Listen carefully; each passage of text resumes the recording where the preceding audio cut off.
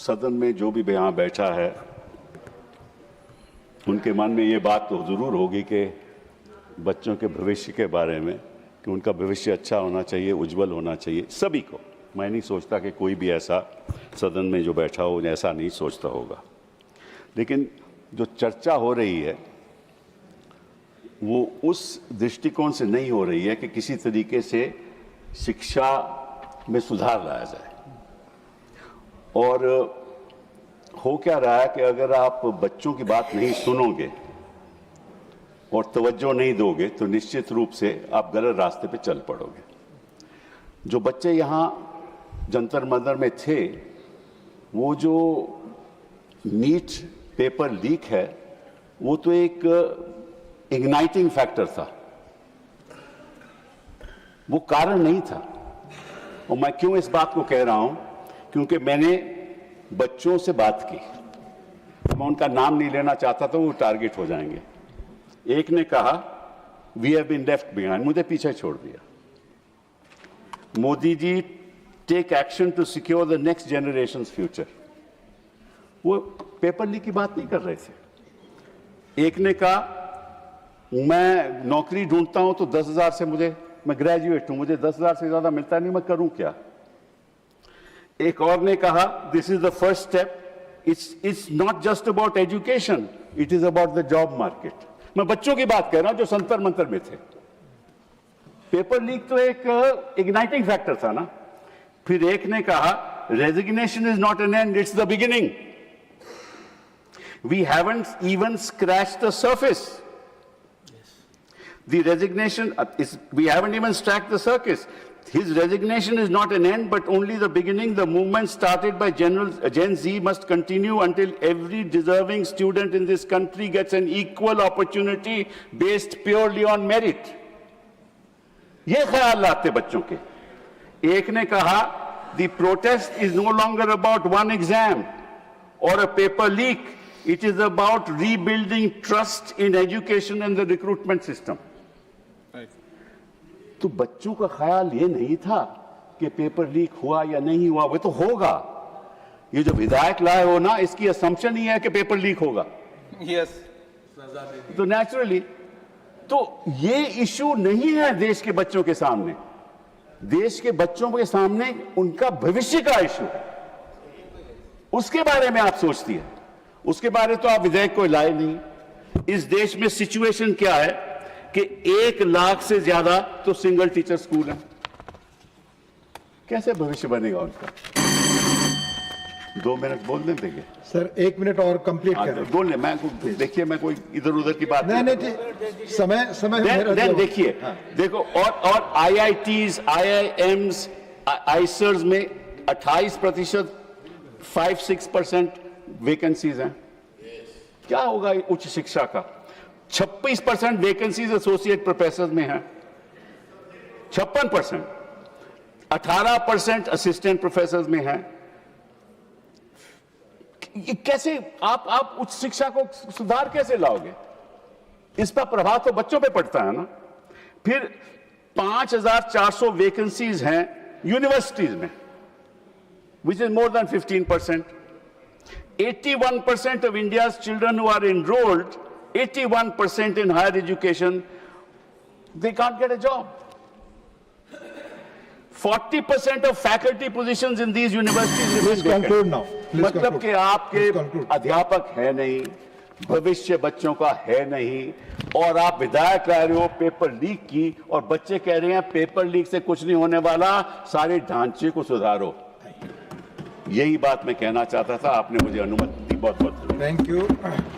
माननीय Shri paper leak जैसी problem का इलाज मीडिया साउंड बाइट से नहीं बल्कि इंस्टीट्यूशनल सॉल्यूशन से होगा, जो आज हमारी सरकार इस बिल के माध्यम से करने जा रही है, by introducing India's first ever anti paper leak framework. पर लीक हो गया, और इस समय सर सिर्फ पेपर लीक नहीं होता, उस स्टूडेंट का मेहनत, उसकी ड्रीम्स, उसकी सेल्फ बिलीफ, उसका ट्रस्ट, उसकी एस्पिरेशंस, ये सब लीक होती हैं और उसकी मेंटल और फिजिकल हेल्थ पे असर पड़ता है। I understand that pain sir, because मैं खुद भारत के अभी कुछ साल पहले ही भारत के एक पब्लिक एग्जामिनेशन सिस्टम का स्टूडेंट रहा, चार्टर्ड अकाउंटेंसी का। And sir, because I have spent enough time in this house critiquing the government, I have earned the right to say my next sentence with full conviction and sincerity कि जब बात students की आई, when it came to our students and the youth of India, the government heard, the government actioned and the government delivered. जैसे कि short term और long term steps. Number 1, paper leak के बाद immediately री exam कराया गया ताकि साल बर्बाद ना हो। जांच सीबीआई को सौंपी, एसआईटी का गठन हुआ, स्पेशल इन्वेस्टिगेशन टीम, जिसने 13 लोग मेन किंगपिन समेत गिरफ्तार किए। मात्र 75 दिन में, आज से 2 दिन पहले जब 75 दिन पूरे हुए जांच के, चार्जशीट भी फास्ट ट्रैक कोर्ट में दर्ज करा दी गई, जांच को महीनों सालों लटकाया नहीं। 47 नेशनल टेस्टिंग एजेंसी के ऑफिसर्स को शंट आउट किया गया। एजुकेशन सेक्रेटरी का तबादला हुआ, यहां तक कि मॉरल ग्राउंड्स पे हमारे ऑनरेबल होम एजुकेशन मिनिस्टर ने इस्तीफा तक दिया और स्टूडेंट प्रोटेस्टर्स के खिलाफ जो केसेस थे उन्हें विड्रॉ किया गया। बेरीड फैमिलीज जिसके अपने किसी घर के बच्चे को, किसी स्टूडेंट को खो दिया, उसको कॉम्पनसेशन दी जा रही है।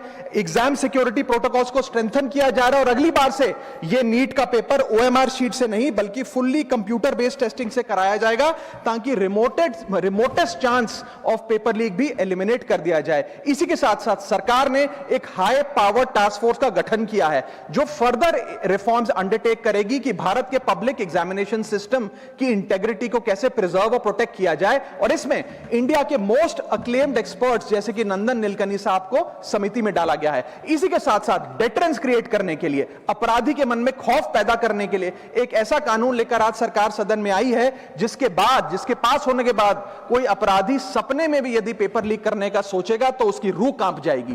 पहली चीज, पेपर लीक को एक इंडिविजुअल द्वारा किया गया क्राइम नहीं बल्कि एक ऑर्गेनाइज्ड सिंडिकेट नेटवर्क द्वारा किए गए क्राइम के तौर पे ट्रीट किया जाएगा, जिसमें इनसाइडर हो, कोचिंग माफिया हो, लॉजिस्टिक वेंडर हो, प्रिंटिंग प्रेस हो, सॉल्वर गैंग हो, एग्जाम ऑफिशियल्स हो, सब पर कार्रवाई होगी। सबको दोषी करार देने के बाद, गिल्टी करार देने के बाद 10 साल तक की जेल होगी और 10 करोड़ रुपए तक का जुर्माना लिया जाएगा।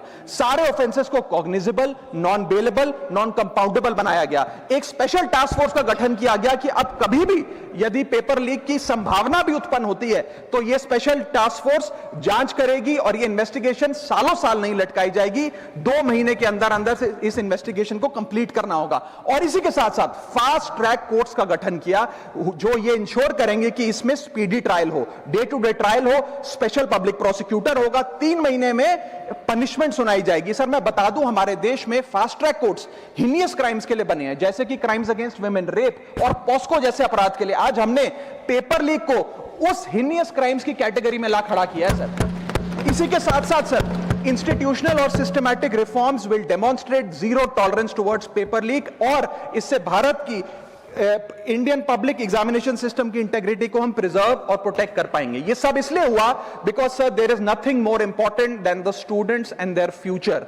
Sir their voices mattered, their voices were heard and systematic and systemic changes have been brought in. उनकी आवाज को, स्टूडेंट्स की आवाज को कोई पॉलिटिकल चैलेंज नहीं बल्कि एक परिवार की भीतर की चिंता की तरह समझकर, जैसे घर के बच्चे घर के बड़े से अपनी चिंता व्यक्त करते हैं, दर्द व्यक्त करते हैं, डिमांड्स रखते हैं, ठीक वैसे ही सरकार ने ये तमाम फीडबैक लेते हुए एक्शन लिया। Sir Benjamin Franklin, American philosopher, statesman, diplomat रहे, उन्होंने कहा था well done is better than well said. सालों तक इस देश में पेपर लीक होता आया लेकिन सिर्फ डिस्कशन और सिर्फ साउंड बाइट हुई। आज एक्शन हो रहा है, सिस्टमैटिक रिफॉर्म्स आ रहे हैं और भारत का पहला एंटी पेपर लीक फ्रेमवर्क बनके तैयार है और आपके सामने है। सर इसी के साथ साथ पेपर लीक किसी एक पार्टी का, किसी एक सरकार का ऑफिसर या मिनिस्ट्री की देन नहीं है और ये कोई 2026 का फिनोमेना भी नहीं है। सर मैं बता दूं कि सर जब बात अकाउंटेबिलिटी की हो, मोरालिटी की हो, जवाबदेही की हो, तो इसलिए इससे जब बात अकाउंटेबिलिटी की हो, मोरालिटी की हो, जवाबदेही की हो, तो सर ये इससे तय नहीं होना चाहिए कि पेपर लीक कौन से राज्य में हुआ, कौन सी मिनिस्टर के अंडर हुआ, कौन सी पार्टी में हुआ, क्योंकि ये एक पैन इंडिया ऑर्गेनाइज्ड क्राइम है, क्रॉनिक डिजीज है। मैं ये बात इसलिए कह रहा हूं क्योंकि 19 जुलाई 2026 को, आज से मात्र 10 दिन पहले, पंजाब के अंदर एक फार्मेसी ऑफिसर रिक्रूटमेंट का एग्जाम हुआ। उसमें मैसिव इरेगुलरिटीज देखी गई, ब्लूटूथ डिवाइसेस के माध्यम से लाइव चीटिंग चल रही थी और चीटिंग सिंडिकेट वो चीटिंग फैसिलिटेट कराने के लिए 13 लाख रुपए का रेट चार्ज कर रहा था। यही नहीं सर, आम आदमी पार्टी की सरकार जब पंजाब में बनी तब से अभी तक नायब तहसीलदार के एग्जाम में इरेगुलरिटीज देखी गई और लार्ज स्केल चीटिंग हुई। पंजाब स्टेट एजुकेशन बोर्ड में 12वीं क्लास का इंग्लिश का पेपर लीक हुआ, पीएसटीईटी स्कूल टीचर रिक्रूटमेंट का एग्जाम का पेपर लीक हुआ, पीएसएसबी के ग्रुप ऑफिसर के रिक्रूटमेंट का एग्जाम लीक हुआ, एग्रीकल्चरल डेवलपमेंट ऑफिसर के रिक्रूटमेंट का एग्जाम लीक हुआ, और एक्साइज और टैक्सेशन इंस्पेक्टर की रिक्रूटमेंट की मेरिट की लिस्ट जब आई तो उसमें हम डाल के जारी कर दिया गया। सर मैं आ रहा हूं, अब मैं कांग्रेस में ही आ रहा हूं। आप कांग्रेस का सुनिए सर, ये मेरा समय खराब कर रहे हैं। आप बोले ना, बोले आप बोले। सर जब सर कांग्रेस की कर्नाटक में सरकार है, इसी साल जनवरी 2026 में एसएसएलसी का पेपर हुआ। इसी साल कर्नाटक में कांग्रेस की सरकार के अंडर एसएसएलसी का पेपर हुआ, पेपर लीक हुआ और वो पेपर ऑनलाइन 200 रुपए में स्टूडेंट्स को बेचा जा रहा था। हिमाचल प्रदेश में HP state selection commission recruitment exam का पेपर कांग्रेस के कार्यकाल में लीक हुआ। अब आप सुनिए सबसे चौंका देने वाली घटना, सर सबसे शॉकिंग और सैड बात यह है कि 2016 में कर्नाटक में जब कांग्रेस की सरकार थी तब वहां पे 12वीं कक्षा का प्री यूनिवर्सिटी कॉलेज का 12th का केमिस्ट्री का पेपर लीक हुआ। ये क्लासरूम का पेपर नहीं था सर, ये स्टेट बोर्ड एग्जाम था। ये स्टेट का एग्जाम जब पेपर लीक हुआ, बच्चे एग्जाम देकर घर आ गए, पता लगा पेपर लीक हो गया, पेपर कैंसिल कर दिया। 20 दिन बाद री एग्जाम कराया गया, री एग्जाम का पेपर भी लीक हो गया और उसके बाद रात को 3:30 बजे वो पेपर व्हाट्सएप पे घूम रहा था, री एग्जाम को भी कैंसिल करना पड़ा। इसके बाद जब जांच हुई, स्टेट सीआईडी ने जांच करी तो 3 लोगों को अरेस्ट किया, जिसमें कर्नाटक सरकार के मेडिकल एजुकेशन मिनिस्टर डॉक्टर शरण पाटिल का पीए खुद शामिल था। पीए 10-10 लाख रुपए लेकर पेपर लीक कर रहा था। उसके बाद जब मंत्री जी से पूछा गया कि आप इस्तीफा क्यों नहीं देते, आपकी मॉरल और डायरेक्ट जिम्मेदारी बनती है, आपके दफ्तर का आपका पीए पेपर लीक कर रहा है, आप क्यों नहीं इस्तीफा देते, तो उन्होंने कहा कि there is no question of resigning, अगर कुछ गलत हुआ है तो वो मेरे पीए का पर्सनल मैटर है, उसकी पर्सनल लाइफ है। वहां सर ऑफिस गवर्नमेंट का, डेजिग्नेशन गवर्नमेंट की, एक्सेस गवर्नमेंट का, बट अरेस्ट की बात आई तो पर्सनल लाइफ का मैटर है। और आयरनी देखिए, आज 2026 में कर्नाटक में फिर कांग्रेस की सरकार है और डॉक्टर शरण पाटिल फिर मंत्री हैं और उसी विभाग के मंत्री हैं, मेडिकल एजुकेशन विभाग के मंत्री। ये है स्टैंडर्ड ऑफ अकाउंटेबिलिटी। सर सुन लो, उसी के साथ साथ 2004 से 2014 के बीच में जब यूपीए की सरकार थी तो कांग्रेस के कार्यकाल में दर्जनों एग्जाम्पल हैं, डॉक्यूमेंटेड एग्जाम्पल हैं पेपर लीक के सर, जिसमें मुख्य तौर पर AIIMS post graduate medical entrance exam 2006 में लीक हुआ, रेलवे रिक्रूटमेंट बोर्ड का एग्जाम 2009 का लीक हुआ, all India engineering entrance exam 2011 UPA के कार्यकाल में लीक हुआ और SSC combined graduate level exam 2013 leak हुआ। सर इस पीरियड में उस समय की यूपीए सरकार ने क्या किया? कोई अकाउंटेबिलिटी एस्टैब्लिश करी, कोई एग्जाम सिक्योरिटी आर्किटेक्चर को ओवरऑल करने के लिए कोई कानून लाए, कोई dedicated anti paper leak law लाए, कुछ नहीं लाए। सर मैं एक बात कहना चाहता हूं, सर पॉलिटिकल मेमोरी सिलेक्टिव हो सकती है, पब्लिक रिकॉर्ड सिलेक्टिव नहीं हो सकता। अगर नेशनल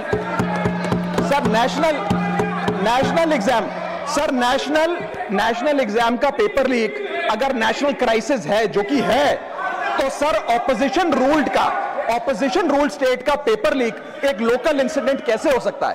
सर स्टूडेंट में तो फर्क नहीं होता। अगर नीट के स्टूडेंट्स का पेन जेन्युइन है, जो कि जेन्युइन है, तो सर पंजाब के फार्मेसी एग्जाम के स्टूडेंट्स का और कर्नाटक के एसएलसी एग्जाम के स्टूडेंट्स का पेन भी जेन्युइन है। स्टूडेंट का पेन पार्टी देखकर चेंज नहीं होता और ठीक उसी तरह रिफॉर्म और अकाउंटेबिलिटी भी पार्टी देखकर चेंज नहीं हो सकती। अब स्टूडेंट्स के बारे में कुछ कहना चाहता हूं। सर देयर वॉइस मैटर्स, उनकी मांगे जायज हैं। सर स्टूडेंट्स द्वारा प्रोटेस्ट करना, सवाल पूछना, डिमांड रेस करना, कोर्ट जाना, पीसफुल मार्च निकालना, ये सब उनका संवैधानिक अधिकार है और ये करना भी चाहिए। लेकिन सर स्टूडेंट का प्रोटेस्ट स्टूडेंट का रहे, किसी पॉलिटिकल पार्टी की रैली ना बन जाए, वे अपना माइक किसी को आउटसोर्स ना करे, क्योंकि सर स्टूडेंट की लड़ाई तो एग्जाम सिस्टम को सिक्योर बनाने की है, नेताओं की लड़ाई अपनी सोशल मीडिया रीच बढ़ाने की है। सर जब पॉलिटिकल लीडर्स प्रोटेस्ट के टाइम पर बैरिकेड के आगे स्टूडेंट को भेज खुद कैमरे की सेफ साइड पे रहें, तो उनसे पूछिए कि रिस्क मेरा और रील तुम्हारी, ये पार्टनरशिप कैसी? सर स्टूडेंट का मूवमेंट स्टूडेंट के फ्यूचर के लिए है, किसी फ्लॉप पॉलिटिकल पार्टी के कमबैक के लिए नहीं है सर। और जो पॉलिटिकल पार्टी जो पॉलिटिकल पार्टी के अपने खुद के फ्यूचर का आता पता नहीं, वो स्टूडेंट के फ्यूचर की क्या लड़ाई लड़ेगी सर? स्टूडेंट्स को जस्टिस चाहिए, पॉलिटिकल पार्टी को फुटेज। स्टूडेंट को एग्जाम सिक्योर करना है, पॉलिटिकल पार्टी को वायरल क्लिप। स्टूडेंट का सवाल फ्यूचर का है, नेता का कैलकुलेशन अगले इलेक्शन का। इसीलिए मैं ऑपोजिशन पार्टीज को कहना चाहता हूं, don't use students emotion for your political promotion. ये लड़ाई बीजेपी वर्सेस कांग्रेस नहीं है, ये लड़ाई मेरिट वर्सेस माफिया की है, मेहनत वर्सेस सेटिंग की है। और सर एक बात और, सर आज हमारे स्टूडेंट्स पर पढ़ाई का बहुत स्ट्रेस है। हमारे समाज ने, हमारी सोसाइटी ने आज बच्चों का, क्योंकि हम बेस्ट चाहते हैं, अपनी बच्चों से पढ़ाई संबंधित एक्सपेक्टेशन को प्रेशर में बदल दिया है। और ये प्रेशर सर स्कूल से ही शुरू हो जाता है। जब बच्चा 10वीं क्लास का बोर्ड का एग्जाम दे रहा होता है तो बोला जाता है ये क्रिटिकल ईयर है, अच्छे मार्क्स लाने हैं, नहीं तो स्ट्रीम नहीं मिलेगी, पूरा करियर बर्बाद हो जाएगा। 12वीं क्लास में जाता है तो प्रेशर और बढ़ता है, बोला जाता है ये लाइफ का टर्निंग पॉइंट है, आगे की जिंदगी कैसे डिसाइड होगी। जेई, नीट, सीयूईटी, तमाम एंट्रेंस एग्जाम की तैयारी का प्रेशर अलग। और सर जब कॉलेज पहुंचता है तो एक अलग ही लेवल का प्रेशर होता है। उसको बोला जाता है सीजीपीए ठीक रखो वरना प्लेसमेंट नहीं मिलेगी। ये पूरी लाइफ का सवाल है, करियर का सवाल है। हर स्टेज पर प्रेशर का सिलेबस बढ़ता जाता है, बढ़ता जाता है, बढ़ता जाता है। और ओवरऑल सर इंडिया में कंपटीशन बहुत फास्ट स्पीड पे बढ़ रहा है, लेकिन उसी के साथ साथ कंपैरिजन भी बहुत फास्ट स्पीड पे बढ़ रहा है। सबसे पहले जब बच्चा स्कूल जाता है तो अपने स्कूलमेट्स, क्लासमेट से कंपैरिजन होता है। कोचिंग सेंटर जाता है तो वहां कोचिंग सेंटर के स्टूडेंट से कंपैरिजन होता है। ऑल इंडिया रैंकर से कंपैरिजन होता है। घर आता है तो पड़ोसी और रिश्तेदारों के बच्चों से कंपैरिजन होता है। ये कंपैरिजन मोटिवेशन नहीं सर, प्रेशर और स्ट्रेस में बदलता जा रहा है। सर जैसे 3 इडियट्स पिक्चर में कहा था ना, काबिल बनो, कामयाबी झक मारकर पीछे आएगी, ठीक उसी तरह समाज को, हम सबको, अगर कोई स्टूडेंट चिंतित दिखे, स्ट्रेस में दिखे, उसे कहना चाहिए कि एग्जाम इंपॉर्टेंट है लेकिन तुम एग्जाम से ज्यादा इंपॉर्टेंट हो सर। क्योंकि घर स्टूडेंट का सेफ स्पेस होना चाहिए सर, दूसरा एग्जाम सेंटर नहीं। और एक रैंक सर, एक रैंक रिजल्ट डिसाइड कर सकती है बच्चे का, उसका फ्यूचर नहीं, वैल्यू नहीं, उसकी पूरी जिंदगी नहीं। और अंत में sir, I just take 1 more minute sir, अंत में मैं अपने वेल विशर्स को भी कुछ कहना चाहूंगा, जो पिछले कुछ समय से मुझे कह रहे थे कि राघव आप नीट के इशू पर कब बोलोगे, आपको हम सुनना चाहते हैं। मैं बड़ी हम्बली कहना चाहता हूं सर, जब मैं ऑपोजिशन में बैठता था तब सवाल मेरा हथियार था, आज मैं ट्रेजरी बेंचेस पर बैठता हूं, आज सोल्यूशन मेरी जिम्मेदारी है। मैं भी रोज कैमरे के सामने आकर साउंड बाइट दे सकता था, लेकिन मुझे हेडलाइन नहीं सर, मुझे आउटकम चाहिए। और जब मैं ऑपोजिशन में था तब मेरा काम इशू रेस करना और सवाल उठाना था, और पूरा सदन, और आप जानते हैं मैंने वो काम पूरी ईमानदारी से किया। लेकिन आज मेरा रोल कैमरा के सामने अटेंडेंस लगाने का नहीं है, मेरा role is, my focus is to fix the system. इसीलिए मैंने अपने आप से एक वादा किया, I made a promise to myself कि मैं इस मुद्दे पर पार्लियामेंट में बोलूंगा, और उस दिन बोलूंगा जिस दिन हम प्रॉब्लम सॉल्व कर रहे होंगे, सोल्यूशन लेकर आएंगे, when the system is getting fixed, and today is that historic day when the system is getting fixed। और सर बिकॉज आज जो रिफॉर्म्स हम लेकर आए हैं, जो सरकार सदन में लेकर आई है, वो इतने जरूरी हैं क्योंकि इन रिफॉर्म से सिस्टम और मजबूत होगा, पेपर और सिक्योर होगा, एग्जाम फेयर होगा, मेरिट का सम्मान होगा, माफिया जेल में होगा, सरकार पहरेदार होगी, कार्रवाई दमदार होगी, स्टूडेंट्स की जीत होगी, माफिया की हार होगी। जय हिंद। श्रीमान जोश के मनी